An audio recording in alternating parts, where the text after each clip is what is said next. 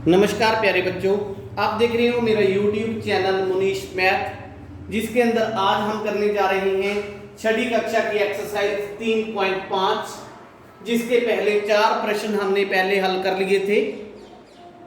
आज प्रश्न नंबर 5 की बात कर रहे हैं। प्रश्न नंबर 5 के अंदर इन्होंने कहा है 5 अंकों की सबसे छोटी संख्या लिखें और उसे अभाज्य गुणनखंडों में व्यक्त करें। हल, इसका हल हम कैसे लिखेंगे? 5 अंकों की सबसे छोटी संख्या, तो हम लिखते हैं 5 अंकों की सबसे छोटी संख्या कौन सी आती है? 1 1 एका 4 0। ये 5 अंकों की सबसे छोटी संख्या है। अब इसके अभाज्य गुणनखंड बनाने हैं हमने। क्या बनाना है? अभाज्य गुणनखंड। कैसे बनाएंगे? हम क्या करेंगे, इस संख्या को इस तरह इसके गुणनखंड बनाते हैं। 2 पर गया, 2 5 10, 0 0 0। फिर 2 पर गया, 25 दूनी 50 होता है, ये 2 ले लिए मैंने, 0 0। फिर 2 पर गया, 25 का आधा कितना होता है? 12.5, मतलब 1250 आ जाएगा। फिर 2 पर गया, 2 6 का 12, 2 25 50। अब बोलो कितने पर जाएगा ये? अब ये जाएगा 5 पर, है ना? तो 5 पर गया, 5 एकम 5, 5 दूनी 10, 5 पानी 25। फिर 5 पर गया 25, फिर 5 पर गया 5। क्लियर? इस तरह करके मैंने इसके गुणनखंड बना दिए। इसलिए 5 अंकों की सबसे छोटी संख्या किसके बराबर आ जाएगी? 2 गुना 2 गुना 2 गुना 2 4 बार। फिर 5 भी कितने बार आता है? 4 बार आता है। ठीक है, ये इसके अभाज्य गुणनखंड बन गए हैं। अब क्लियर हो गई बात ना कि अभाज्य गुणनखंड हमने कैसे बनाने हैं। मतलब जो भी संख्या हमारे पास आती है उस संख्या को तोड़ना है हमने। किसमें तोड़ना है? उसके अभाज्य गुणनखंडों के अंदर। ठीक है, उसके बाद प्रश्न नंबर 6 की बात करते हैं। छठे प्रश्न के अंदर हमें कहा गया है 1729 के अभाज्य गुणनखंड लिखें और आरोही क्रम में लिखें। ये हमें कहा गया है। तो बेटा 1729 क्या करेंगे? 1729 यहां पे लिखेंगे और इसके गुणनखंड बनाएंगे। कितने पे जाएगा? पहले ये 9 2 11 7 18 1 19। ठीक है, यहां पे इनका जो योग है वो 19 आता है। इसका मतलब क्या हुआ? अगर इसका योग 19 आता है तो इसका मतलब ये है कि ये जो अंक है ये 3 के पहाड़े में नहीं आता। तो फिर कितने के पहाड़े में आएगा जी? अब हम देखते हैं कि ये कितने के पहाड़े में जाएगा। तो सबसे पहले ये 3 के पहाड़े में नहीं जाता, क्योंकि इनका जो योग है वो 19 बनता है। उसके बाद 5 पे तो ये जा ही नहीं सकता, क्योंकि एंड के जो इकाई का अंक है वो 9 है। हम इसको ट्राई करते हैं 7 पे। 7 दूनी 14, 3 बच गया 32, 7 चौका 28, 4 बच गया 49, 7 साथी 49। क्लियर? 7 पर ये चला गया। अब 11 के पहाड़े में देखते हैं। 11 पे भी ये नहीं जाता, क्योंकि 7 और 2 का योग 9 है। 9 में से 4 गए 5 होते हैं। 7 पे नहीं जाता, 7 पे नहीं जा रहा, 9 पे जा ही नहीं सकता, 11 पे नहीं जा रहा, तो 13 पे ट्राई करते हैं। 13 एकम 13, कितने बच गए? 24 में से 13 गए, 11 बच गए, 117 आ गया हमारे पास। 13 9 117। ठीक है, 19 जो है वो एक अभाज्य संख्या है, इसलिए ये आगे नहीं जाएगा। तो फिर 1729 है जो, इसके अभाज्य गुणनखंड कौन से बने? 7, 13 और 19। ये इसका आंसर आ गया। क्लियर? उसके बाद इन्होंने कहा था कि आरोही क्रम में लिखें, उन गुणनखंडों को आरोही क्रम में लिखें। ये पहले ही आरोही क्रम में है। क्यों? ठीक है, आरोही क्रम, आरोही क्रम इसका कौन सा आया? 7, फिर 13, फिर 19। ये आपका आंसर है। क्लियर? उसके बाद प्रश्न नंबर 8 की बात करते हैं। प्रश्न नंबर 8 के अंदर देखिए बेटा, इन्होंने कहा है कि 3 क्रमागत संख्याओं का गुणनफल 6 पर विभाजित होता है। कुछ उदाहरण देकर आपने बताना है कि ये बात सच है या नहीं सच है। तो इसका हल हम करते हैं। 3 क्रमागत संख्याओं का गुणनफल, पहली एग्जाम्पल नंबर 1, पहली एग्जाम्पल लेते हैं। 3 क्रमागत संख्याएं कौन सी लेंगे? पहली हम 1 से शुरू कर लेते हैं। 1, 2, 3। फिर गुणनफल, देखिए इनका गुणनफल क्या आता है? 1 गुना 3, 2 गुना 3, कितना आया? 6। तो 6 पर विभाजित पहले ही है ना, इसलिए यह 6 पर विभाजित है। ये पहली एग्जाम्पल ले ली हमने। फिर एग्जाम्पल नंबर 2 ले लो कोई। कौन सी लोगे? संख्याएं क्रमागत, तो इसको पता ही है कि हम क्रमागत ले रहे हैं। संख्याएं ले ली मैंने 2, 3, 4। ठीक। फिर गुणनफल निकालेंगे इनका। गुणनफल क्या आएगा? 2 गुना 3 गुना 4, कितना आया? 2 तिया 6 चौका 24, 24 आया ना। तो 24 भी है जो, 24 भी 6 पर विभाजित है। तो हम लिखेंगे हाँ, यह 6 पर विभाजित है। ठीक है। इसी तरह आपने एग्जाम्पल नंबर 3 लेनी है। एग्जाम्पल नंबर 3, क्रमागत संख्याएं ले लो आप। संख्याएं हमने 1, 2, 3 लिया, 2, 3, 4 लिया, कोई मर्जी ले लो। 6 तो हमने पहले, वैसे हमने गुणनफल 6 देखना है तो 6 रहने दो आप एक बार। 7, 8, 9 ले लो। इनकी गुणा करके देखें, यह भी 6 पर विभाजित होगी। इसको आपने खुद हल करके देखना है। ठीक है। यहां पे आपको बता देना चाहता हूं कि ये प्रश्न नंबर 7 था हमारा। प्रश्न नंबर 7। प्रश्न नंबर 8 अभी हम करेंगे। मेरे से इसका जो नंबर था वो गलत डल गया था। अब बात करते हैं प्रश्न नंबर 8 की। 8वें प्रश्न में इन्होंने कहा है 2 क्रमागत विषम संख्याओं का योग 4 से विभाजित होता है। उदाहरण देकर बताएं कुछ। ठीक है, कुछ उदाहरण देने हैं हमने। तो हल 2 उदाहरण ले लो, चाहे 3 ले लो। 2 क्रमागत विषम संख्याएं। एग्जाम्पल नंबर 1, 2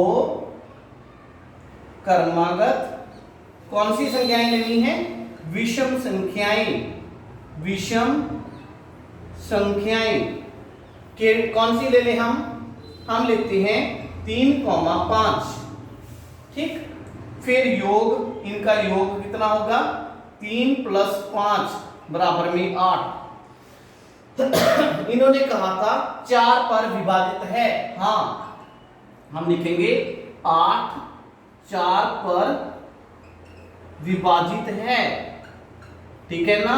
तो हमें क्या पता चला कि 2 क्रमागत विषम संख्याओं का योग 4 पर विभाजित होता है। फिर एग्जाम्पल नंबर 2 लेकर देखते हैं। संख्याएं ले ले हम 7, 9। तो फिर योग कितना होगा इनका? 7 + 9 बराबर में 16।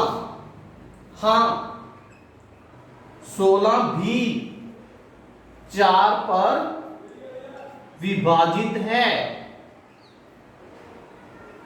क्लियर? तो दो उदाहरण हमने ली, दोनों की दोनों उदाहरण के अंदर हमने दो क्रमागत विषम संख्याएं ली और दोनों का योग करके देखा हमने, तो वो योग हमेशा 4 पर विभाजित हो रहा है।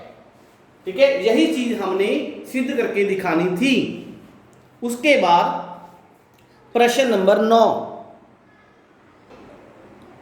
प्रश्न नंबर 9 के अंदर इन्होंने हमसे पूछा है कि आपके पास ये 4 स्टेटमेंट दी गई हैं, इनमें से किसके अंदर अभाज्य गुणनखंड लिखे हुए हैं। ठीक है, 24 के, 56 के, 70 के और 54 के, इनमें से किसके अंदर अभाज्य गुणनखंड लिखे हुए हैं, ये हमने देखना है। पहले प्रश्न की बात करते हैं। इसके अंदर देखो गुणनखंड के अंदर 4 पड़ा है, तो ये अभाज्य गुणनखंड नहीं हो सकते। क्लियर? उसके बाद बी पार्ट 56, इसके अंदर सभी अभाज्य गुणनखंड हैं, आप बताएं। 56 के अंदर, ठीक है, 7 दूनी 14 दूनी 28 दूनी 56 तो सही है, लेकिन जो 1 है वो अभाज्य संख्या नहीं है, तो ये भी अभाज्य गुणनखंड नहीं है। तीसरा पार्ट देखते हैं, सी पार्ट। 2 5 10, 10 7 70। ठीक है, तीनों का जो गुणनफल है वो 70 आता है और तीनों के तीनों अभाज्य हैं, तो इसका मतलब ये बिल्कुल सही है। चौथा देखते हैं, 54। ठीक है, 9 3 27 दूनी 54 सही आ रहा है, लेकिन 9 जो है वो अभाज्य संख्या नहीं है, इसलिए ये अभाज्य गुणनखंड नहीं है।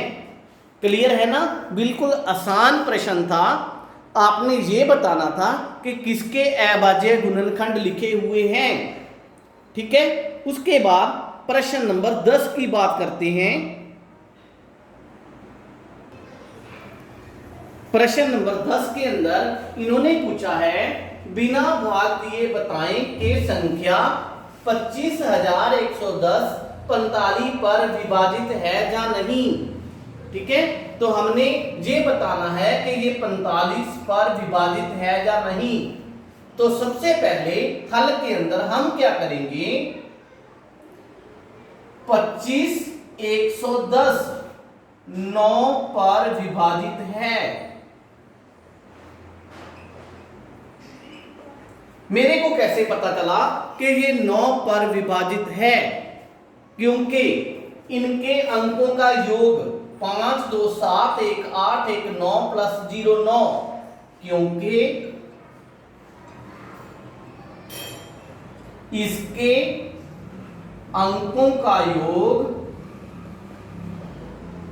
9 है, जो कि 9 पर विभाजित है। ये बात क्लियर हो गई ना कि ये संख्या 9 पर विभाजित है। अब 25,110 5 पर भी विभाजित है। क्यों है? क्योंकि इसके इकाई का अंक क्योंकि इसके इकाई का अंक कितना है? 0 है। आपको पता है कि अगर इकाई का अंक 0 हो या 5 हो तो ये संख्या 5 पर विभाजित होती है। अब देखें, ये संख्या 9 पर भी विभाजित है, ये संख्या 5 पर भी विभाजित है, इसलिए यह संख्या 9 गुना 5 45 पर भी विभाजित होगी, विभाजित होगी। क्लियर हो गई ना बात? बड़ा आसान प्रश्न था। ठीक है, उसके बाद प्रश्न नंबर 11। प्रश्न नंबर 11 के अंदर इन्होंने हमसे पूछा है, प्रश्न नंबर 11 कोई निकालने वाला प्रश्न नहीं है, बिल्कुल समझने का प्रश्न है और इंपॉर्टेंट है बड़ा। ठीक है, इन्होंने पूछा है कि 18 2 और 3 तीनों पर विभाजित है, मतलब 2 पर भी विभाजित है, 3 पर भी विभाजित है। तो हम कह सकते हैं कि ये 2 गुना 3 6 पर भी विभाजित होगी। ठीक है, बात सही बात है। तो क्या कोई संख्या अगर 4 पर और 6 पर विभाजित है तो ये इन दोनों की गुना 24 पर भी विभाजित होगी? ये प्रश्न हमसे पूछा गया है। ठीक है, हमसे प्रश्न पूछा गया है कि कोई संख्या 4 पर विभाजित है और वो 6 पर भी विभाजित है, क्या बताएं वो 24 पर होगी? अगर आप याद करो तो मैंने आपको बताया था कि कोई संख्या अगर 2 अंकों पर विभाजित है तो उनकी गुना पर विभाजित तब होगी जब वो दोनों अंक या तो भाज्य अंक हो, या तो अभाज्य हो या फिर सह अभाज्य हो। ठीक है, तो हम क्या लिखेंगे इसका उत्तर? इसके उत्तर में हम लिखेंगे नहीं, क्योंकि 4 और 6 का HCF में से वे, ठीक है, कितना आता है? 2 है। 4 और 6 का जो महत्तम समावर्तक है वो 2 आता है। निकाल के देख लो आप 4 और 6 का। 6 को बीच में रखो, 4 पे भाग दो, 4 एकम 4, 2 बच गया। अब 4 को बीच में रख लो, 2 दूनी 4, तो कितना आया? ये आ गया हमारा HCF। इन दोनों का HCF 2 है, इसलिए यह सह अभाज्य नहीं है। ठीक, अगर सह अभाज्य नहीं है तो उनकी गुना पर वो संख्या विभाजित नहीं होगी। जरूरी नहीं है, हो भी सकती है, लेकिन हम ये नहीं कह सकते कि हाँ वो उस पर विभाजित होगी, ये नहीं हम कह सकते। क्लियर हो गई ना बात?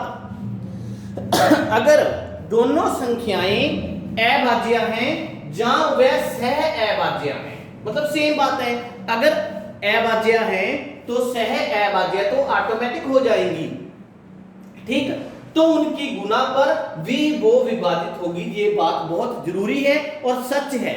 लेकिन अगर वो सह अभाज्य नहीं है तो वो उस पर, उनकी गुना पर विभाजित हो भी सकती है, नहीं भी, जरूरी नहीं है। हम इसका रिजल्ट नहीं निकाल सकते।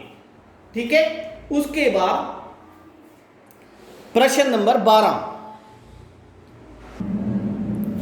12वें प्रश्न के अंदर इसने कहा है, मैं 4 भिन्न भिन्न अभाज्य गुणनखंडों की सबसे छोटी संख्या हूं, बताएं मैं कौन हूं? हल, सबसे छोटी संख्या, तो ये अगर वो सबसे छोटी संख्या है तो उसके अभाज्य गुणनखंड भी जो वो बनेंगे वो सबसे छोटी अभाज्य संख्याओं से बनेंगे। तो हम लिखेंगे सबसे छोटी 4 अभाज्य संख्याएं कौन सी होंगी? शुरू कहां से होती हैं? 2 से, फिर 3, फिर 5, फिर 7। ठीक, इसलिए संख्या कौन सी होगी? 2 गुना 3 गुना 5 गुना 7। ठीक है, तो 7 5 35 दूनी 70 तिया 210, ये हमारा आंसर आ जाएगा। क्लियर? बड़ा आसान प्रश्न था।